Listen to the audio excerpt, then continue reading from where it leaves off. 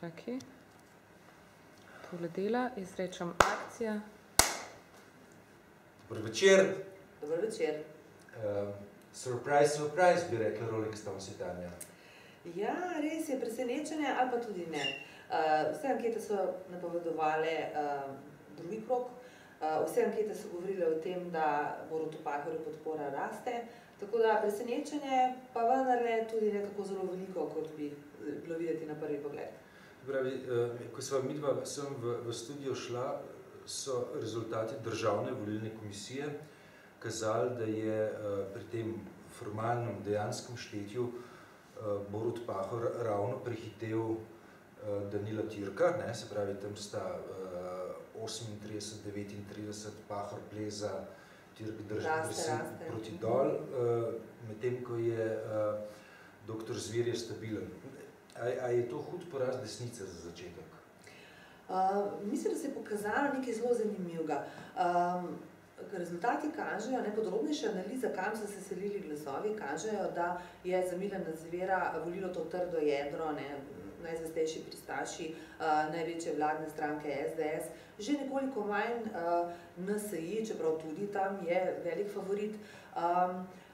Pomembna razlika pa je ta, da je državljanska lista skoraj v celoti podprla, to je člani pristaši državljanske liste so skoraj v celoti podprli Boruta Pahorja.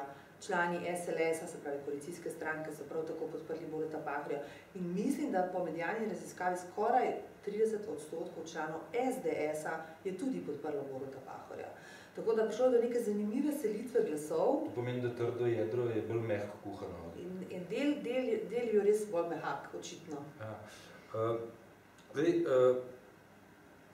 Kaj je pravzaprav po tvoji oceni pretehtali, da so se glasovi, ki jih je imel, tako se zdel sredi prejšnjega tedna, ki jih je imel kandidat Türk tako rekoč zajamčene, da so se preselili k Pahorju?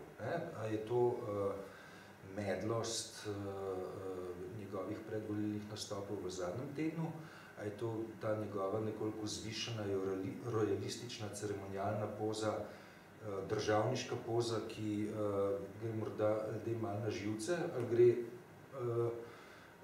to pripisati dejstvu, da je Pahor izpadel tak ljudski, brigadirski človek akcije. Človek med ljudmi, ki gre med ljudi, opravlja različne poklice.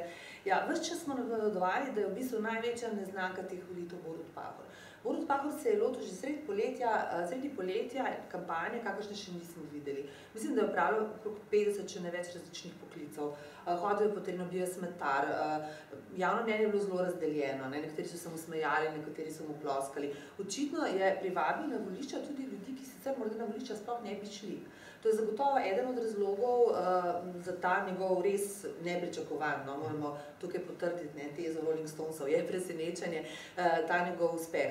Zagotovo je pridobil na predvolilnih soočenjih, kjer je dejansko, to se je še enkrat potrdilo, predsejšen mojster javnega nastopa, on uživa v javnih nastopih, medtem ko sedanji predsednik Danilo Türk ne tako zelo je dejansko nekoliko vzvišen, je gospod predsednik.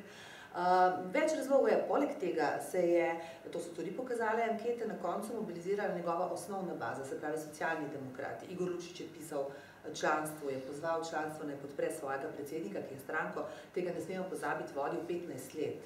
In očitno je pač razmerje sil se premaknilo v to smer, da Danilo Türk je zdaj na drugem mestu in ne več na prvem. Zdaj, midva ne mora biti 100% pametna, zaradi tega, ker ne veva, kakšni so zadnji rezultati, ki se tiče udeležbe. Ko sva sem šla, je tam kazali okrog 40, verjetno bo to naraslo tja na 50, ker je pa še vedno 10% točk manj kot 5 let nazaj. To je nizka volilna udeležba. To je nizka volilna udeležba. Zdaj, razlogov je verjetno več, ampak tudi na to smo opozarjali v predvolilni kampanji. To so prve prave volitve v času krize, krizne volitve bi temu rekli. Ljudje v bistvu, vemo, vzdušje v državi ni tako, kot je bilo pred 5 leti. Vzdušje je bistveno drugačno. Ljudje se lahko odzovejo na dva načina. Lahko pridejo na volišča in izrazijo protest. lahko pridejo množično na volišča in recimo povedo, da se ne strinjajo ali s politiko vlade, ali z načinom, kako opozicija ukrepa. Lahko pa preprosto na volišča ne pridejo. In mislim, da v tem primeru se je pokazalo prej to, da pravzaprav nekateri, ki so prej očitno hodili na volišča, to kar niso prišli. Udeležba je taka, kot vreme danes, to ravno. Ja, to ravno. Mogoče tudi vreme vplivalo na to. Dobro, čakava na drugi krog, delamo dalje. Na drugi krog, si drzneš prognozirati? Torej, nišče si ne drzne prognozirati, zato ker ankete zgrešijo. Ne? To se je zdaj pokazalo že neštetokrat, da je težko izmeriti pravo temperaturo. Če gledamo, kot politični analitiki, če gledamo razmerja sil, potem seveda Borutu Pahorju zmagati kot zagotovljena. Jasno je, da glasovi desnice verjetno, po vsej verjetnosti, se ne bodo selili k Danilu Terku prej k Borutu Pahorju. Že zdaj, kot smo rekli, skoraj tretjina volivcev SDS-a nepričakovano podprla ne Milana Zvera, ampak Boruta Pahorja.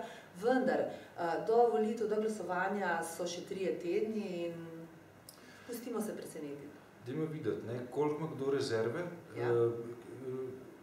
Zlasti je pa ta rezerva pomembna zaradi dejstva, da imamo volilno udeležbo, kakršno imamo. Tako. Ne vemo, kaj se bo v tem času dogajalo. Vemo, da 17. novembra so napovedani recimo množični protesti. To zagotovo je nek pomemben dogodek v nekem družbenem življenju. Še kup stvari se bo dogajalo.